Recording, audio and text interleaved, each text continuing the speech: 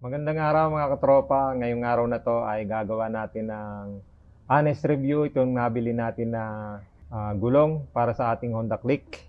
Ito yung IRC Tire GP5. Bali ito yung ginamit ko na gulong nung kami nag-ride sa Bicol.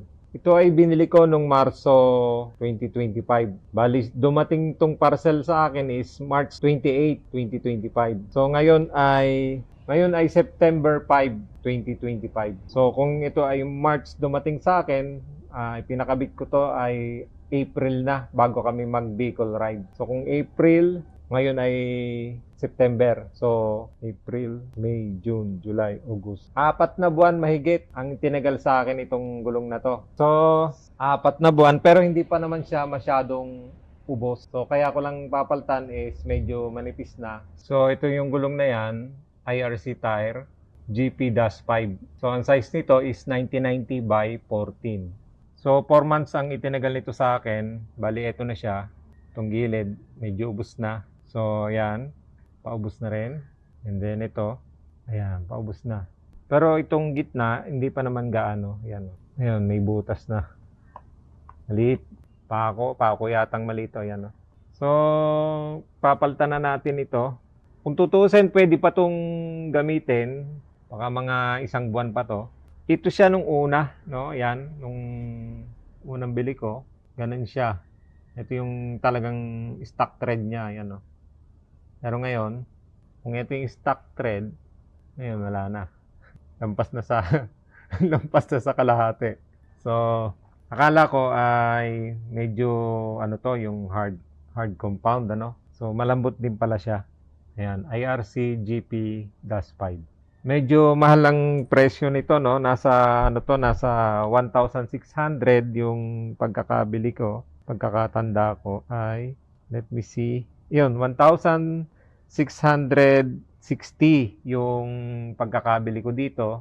Ginamitan ko pa yun ng mga voucher. Kasi nga, parang medyo mahal siya. Pagka hindi mo ginamitan ng voucher, check natin kung magkano siya.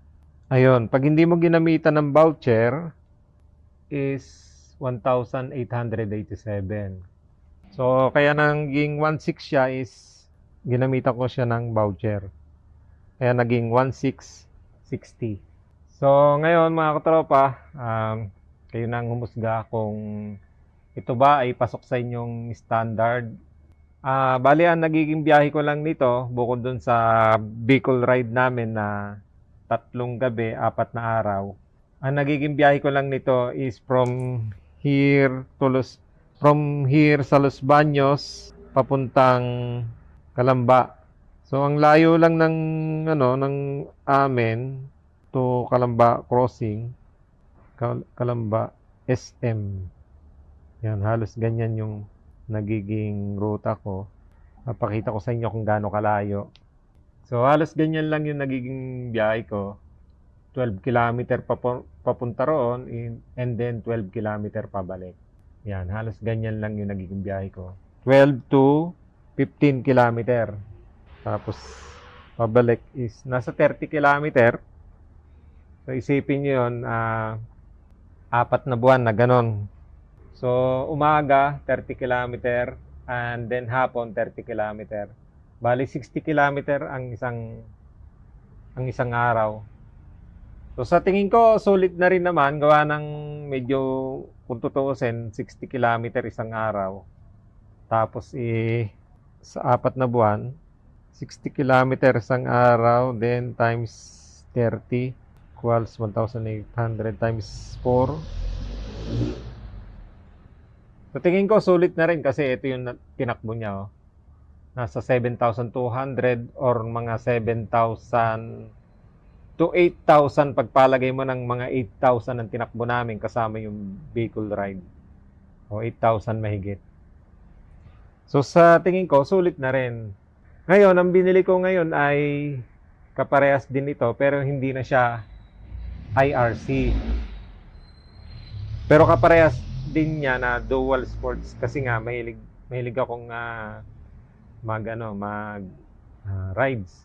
So, pag napadaan ka kasi sa medyo malupa-lupa, itong gantong klase ng thread hindi masyadong madulas. So dito naman sa sa asfalto, hindi rin naman madulas itong IRC na to kasi kailanman hindi ako dinulas nito. Ang takbo ko lamang sa city is 50 to 70. Ganyan lang ang kalimitang kong takbo. So yun lang mga katropa, at kayo nang balang umusga kung ito ba ay sulit itong IRC na to or hindi. So yun lang, maraming salamat sa pagsuporta sa aking munting channel. So ayan yung dating thread. And then yung lumang thread. Dating thread and then yung lumang thread. After 4 months. So salamat mga katropa.